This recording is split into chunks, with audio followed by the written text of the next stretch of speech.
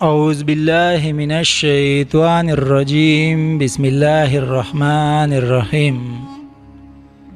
ناظرین، آج ہم ان دو بدبختوں کا واقعہ بیان کریں گے جنہوں نے روئے زمین پر موجود سب سے مقدس گھر یعنی خانہ کعبہ کے اندر زنا کیا تھا۔ پھر ان دونوں پر اللہ تعالیٰ نے کون سا عذاب نازل فرما دیا اور ان دو خبیثوں کا کیا انجام ہوا، یہ معلومات آج کی ویڈیو میں ہم آپ کو دینے کی کوشش کریں گے۔ گزارش ہے کہ ویڈیو کو آخر تک دیکھیے گا۔ فتح مکہ کے بعد نبی اکرم صلی اللہ علیہ وسلم خانہ کعبہ میں داخل ہوئے اور خانہ کعبہ پر تمام لٹکی ہوئی تصاویر کو خانہ کعبہ سے باہر نکال دیا، جن تصاویر میں حضرت ابراہیم علیہ السلام کی تصویر بھی شامل تھی۔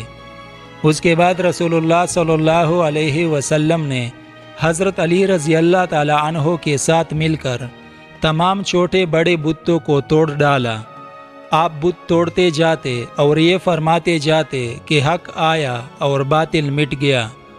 بے شک باطل نے مٹ جانا تھا، یہاں تک کہ خانہ کعبہ کو شرک کی تمام نشانیوں سے پاک کر دیا۔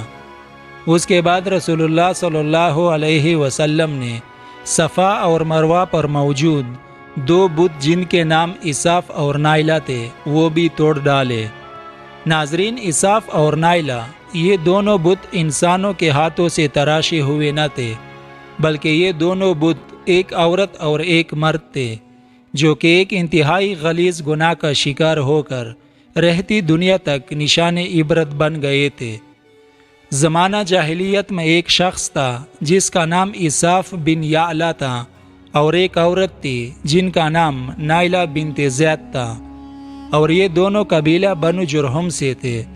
قبیلہ بنو جرہم وہ قبیلہ تھا جو سب سے پہلے مکہ میں آ کر آباد ہوا۔ یہ قبیلہ بیت اللہ شریف کے اعتراف میں رہا کرتا تھا، لیکن بعد میں شکست خوردہ ہو کر یہ قبیلہ یمن میں جا بسا۔ اب یہ دونوں اساف اور نائلہ یمن میں ہی رہا کرتے تھے اور ان کے درمیان ناجائز تعلقات تھے۔ جب بھی ان دونوں کو موقع ملتا تو یہ بدکاری کیا کرتے تھے۔ بالآخر قبیلہ والوں کو ان دونوں کے ناجائز تعلقات کا پتہ چل گیا اور ان دونوں کا ملنا بند کر دیا۔ ایک مرتبہ یہ دونوں ایک قافلے کے ساتھ حج کی ارادہ سے مکہ مکرمہ آئے اور اس وقت خانہ کعبہ میں داخل ہوئے جب خانہ کعبہ میں کوئی نہ تھا۔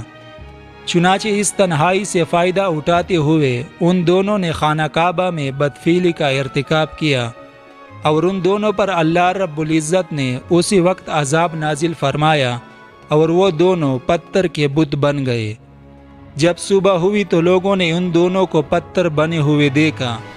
لوگوں نے انہیں خانہ کعبہ سے باہر لا کر رکھ دیا تاکہ آنے جانے والے لوگ ان کے دردناک انجام سے عبرت حاصل کریں، مگر لوگوں کی اس عمل کا نتیجہ کچھ اور ہی نکلا۔ لوگوں نے اساف کے بت کو اٹھا کر کوہ صفا کے مقام پر رکھ دیا اور نائلہ کے بت کو اٹھا کر کوہ مروہ کے مقام پر رکھ دیا، اور ان کی سزا یہ تجویز کی گئی کہ جو بھی شخص صفا اور مروہ پر جائے تو ان دونوں بتوں اساف اور نائلہ کو ایک ایک جوتا مارے۔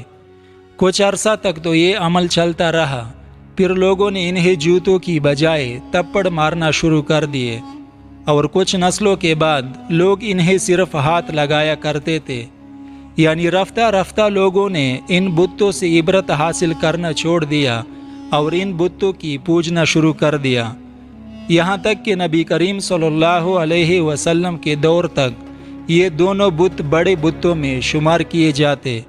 اب لوگ ان کے آگے سجدے کیا کرتے تھے اور قربانی بھی چڑھاتے۔ جب نبی کریم صلی اللہ علیہ وسلم کی آمد کے بعد یہ بت توڑ دیے گئے تو مسلمانوں کے دل میں یہ سوال کھٹکنے لگا کہ صفا اور مروہ کے درمیان صحیح حج کے اصل مناسک میں سے ہیں یا محض مشرکانہ دور کی ایجاد ہیں۔ چنانچہ اللہ تعالیٰ نے قرآن مجید میں آیت نازل فرما کر مسلمانوں کی اس غلط فہمی کو دور فرما دیا کہ بے شک صفا اور مروہ اللہ کی نشانیوں میں سے ہے، پس جو کعبہ کا حج یا عمرہ کرے تو اس پر کوئی گناہ نہیں کہ ان کے درمیان طواف کرے یعنی سعی کرے اور جو کوئی اپنی خوشی سے نیکی کرے تو بے شک اللہ قدردان اور جاننے والا ہے۔